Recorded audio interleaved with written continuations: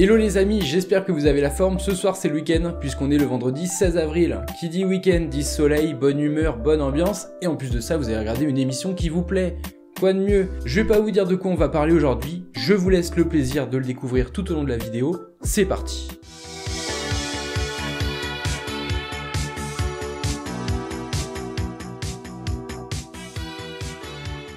On démarre l'émission du jour en parlant d'un acteur que vous connaissez certainement, un acteur qui a débuté sa carrière avec des films plutôt sérieux et qui depuis quelques années enchaîne les films d'action, Liam Neeson.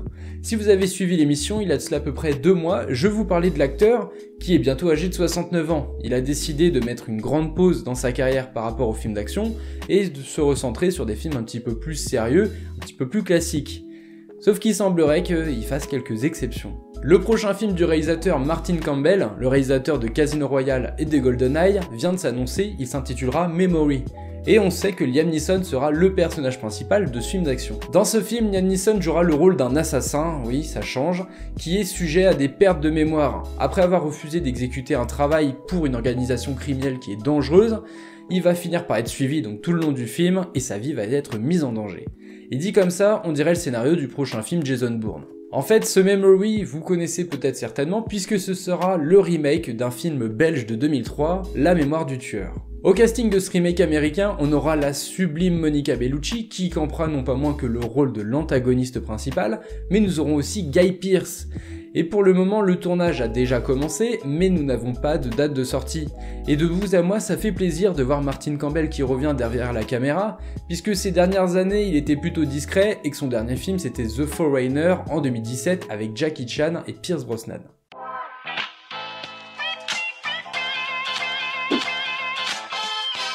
On continue l'émission du jour avec 2 castings en vrac. Le premier concerne un film dont on a déjà parlé dans l'émission, et pas plus loin que avant-hier, mercredi, puisqu'on parlait d'Indiana Jones 5. Je vous disais que l'actrice Phoebe Waller-Bridge venait d'être confirmée au casting de ce film, et bien cette fois c'est un autre grand nom qui est officialisé, Mads Mikkelsen. Et oui, l'acteur, le méchant de Casino Royale, ou même l'interprète d'Hannibal dans la série du même nom, va jouer dans Indiana Jones 5, pour le moment dans un rôle qui est encore inconnu. Alors là, je vais vous faire ma petite théorie personnelle, je mets une pièce sur son rôle, je pense que ce sera l'antagoniste principal du film, étant donné vu la gueule de l'acteur, vu son charisme, c'est un acteur qui en impose énormément, le voir se confronter à Harrison Ford, franchement, ça pourrait être sympa. Je ne vous répète pas toute l'histoire autour d'Indiana Jones 5, on ne sait pas de quoi parlera le film, on sait qu'Harrison Ford sera dedans, et on sait qu'il sortira le 27 juillet 2022. Pour le moment, on a juste à attendre, et dès qu'on a d'autres infos, je vous en parle. Le deuxième casting à s'étoffer est celui de la série HBO The Last of Us, qui adaptera le premier jeu du même nom. C'est une série dont on entend pas mal parler en ce moment, puisqu'elle est actuellement en plein tournage au Canada, qu'on a diverses photos qui circulent, et puis de nombreux fans qui élaborent pas mal de théories sur la série. Là, aujourd'hui, on sait que Gabriel Luna, le frère de l'acteur Diego Luna, vient d'arriver dans cette série, et qu'il campera le rôle de Tommy, le frère du personnage principal, Joel. Dans la série, Gabriel Luna donnera donc la réplique à Pedro Pascal qui jouera Joel, mais aussi à Bella Ramsey qui jouera Ellie. Pour le moment, même si on sait que s'adaptera le premier jeu, on n'a pas énormément d'infos non plus quant à la série. Mais bon, ça devrait s'étoffer au fur et à mesure du temps.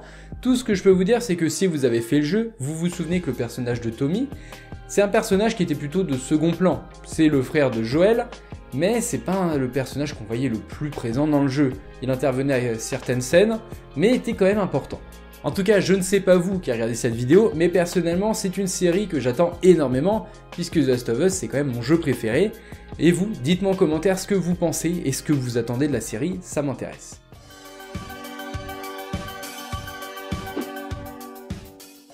On continue du côté des jeux vidéo adaptés en série, puisque là on va parler de Resident Evil Infinite Darkness, la prochaine série d'animation de Netflix. Cette série suivra les personnages de Léon S. Kennedy et de Claire Redfield, qui sont tous les deux dans un monument américain ultra connu, la Maison Blanche, et qui vont devoir non pas moins que sauver le président de l'invasion des zombies. Si vous voulez situer un petit peu cette série par rapport à la chronologie de la saga Resident Evil, vous saurez qu'en fait elle se situe juste après le 4e jeu, un jeu qui a été d'ailleurs reconnu par les fans. Vu cette bande-annonce, ça a beau être de l'animation, honnêtement l'hémoglobine sera de sortie et les frissons aussi. Je pense que ça peut avoir son lot de jumpscares qui fonctionnent. En tout cas, au vu de ces premières images, déjà je trouve l'animation plutôt réaliste. Ça a l'air plutôt bien rythmé, un bon montage, Netflix met quand même les moyens. Personnellement, j'en attends quelque chose. En tout cas, si comme moi, ça peut vous tenter, la série sortira cet été sur Netflix au mois de juillet.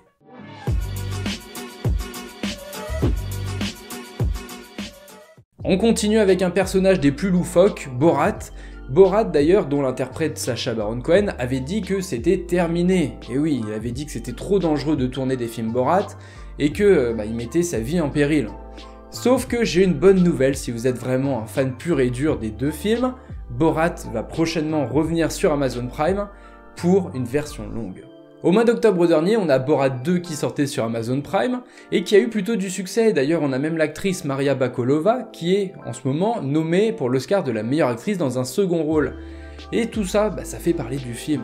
C'est pour ça que Amazon Prime vient de dévoiler une bande-annonce pour annoncer comme une Snyder Cut de Borat 2 dans laquelle on aura des images inédites, mais aussi l'envers du décor où on pourra notamment voir à quel point c'est dangereux de tourner un Borat.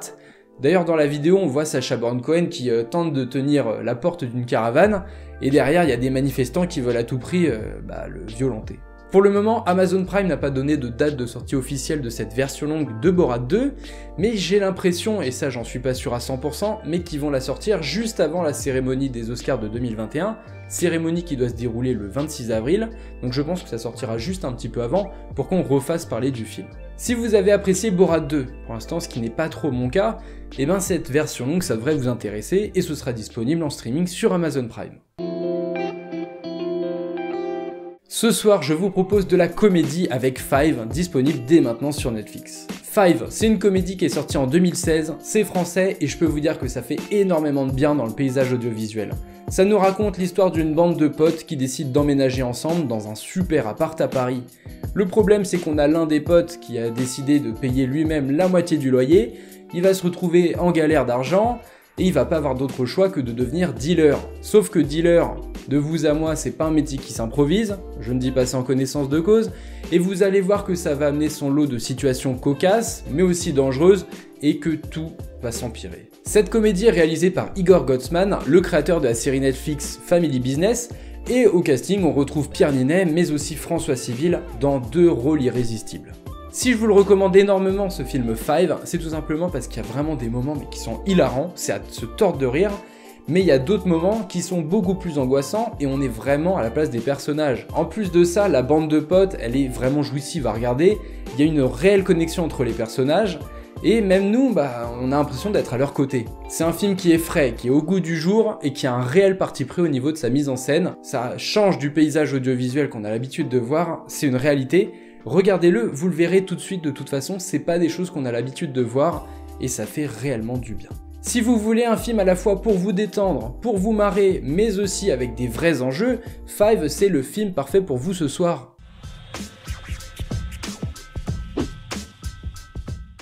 Là je suis content parce que ça va être l'instant un petit peu nanar de cette vidéo, puisqu'on va parler de la dernière bande-annonce de Fast and Furious 9, qui vient de sortir, une bande-annonce mastodonte qui dure 3 minutes, dans laquelle, allez, je vais pas vous dire de quoi va parler le film, de toute façon, vous vous en doutez, ça fait 9 films que c'est un petit peu la même chose, il y aura des gros muscles, de la corona, de la famille, des trahisons et des cascades à tout va. Et oui, ce 9e opus ne va pas faire exception, sachant que là, ils font encore plus fort que les précédents. Oui, pour rappel, dans le 8, ils se battaient contre un sous-marin.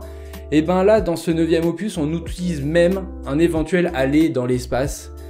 Oui, là ça part complètement en cacahuète, mais c'est pour notre plus grand plaisir. Si j'emploie le mot mastodonte pour qualifier ce film, je pèse mes mots, ce 9e opus durera 3h08. Oui, vous avez entendu, c'est encore plus que Avengers Endgame et un petit peu moins que Le Seigneur des Anneaux, le Retour du Roi. Regardez de l'action, des cascades et de la corona pendant 3 heures, on le sent passer. Si comme moi vous avez suivi la saga depuis le tout premier film au début des années 2000, mais là, ce qui se passe maintenant, vous allez être complètement dérouté. À la base, Fast and Furious, c'était juste des courses-poursuites en voiture clandestine, et puis un peu d'action, de la corona, la famille, les potes, mais ça partait pas comme ça dans tous les sens. Mais là, depuis une dizaine d'années, Fast and Furious, ça devient du grand n'importe quoi. Après, c'est un peu jouissif à regarder, mais c'est vrai que là, c'est plus du tout des films terre-à-terre, quoi. En tout cas, si cette bande-annonce vous a donné envie de découvrir ce 9e film, vous pourrez le 14 juillet aller au cinéma le découvrir, si toutefois les salles sont encore ouvertes. En plus de ça, c'est le réalisateur Justin Lin qui l'a tourné. lui qui est déjà le réalisateur de 5 opus de la saga. L'émission du jour est terminée, j'espère que ça vous a plu, je vous souhaite un agréable week-end. Profitez bien, reposez-vous comme d'habitude, pensez à regarder ma vidéo, à liker, à partager et à vous abonner si c'est pas déjà fait. Parlez-en autour de vous, ça m'aidera à développer la chaîne et ça me fera super plaisir. Bon week-end à vous, ciao ciao. See you next time.